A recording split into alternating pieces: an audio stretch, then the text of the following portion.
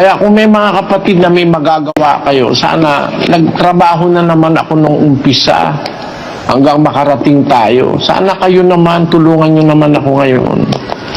Para kung meron yung may mga magagawa, baka meron kayo diyang hindi naman ginagamit na kayamanan, tagamit nyo. Baka meron kayo diyang, alam mo ang ibig kong sabihin, Jesus Luzano. Opo, Brad Eli, yung may mga nakatago lang naman, mga properties na nakatago lang kay kapatid na Eli. At bibigyan naman yan ng interes. O kung pwede naman, ipautang nyo na lang ng walang interes. O kaya pinakamaganda, ibigay na lang ninyo.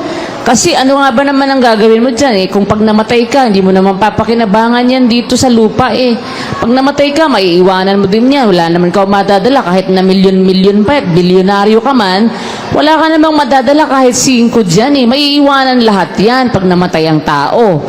Para ano yan? Di habang buhay tayo, gamitin natin yan para makagawa ng kabanalan. Unang-una, ang tutulungan natin ang sugo ng Diyos. Tiyak na tiyak, sa pagtulong pa lang natin na gagawin sa sugo ng Diyos, maliligtas tayo dahil sabi ng Diyos yun, di ba? Naloko na!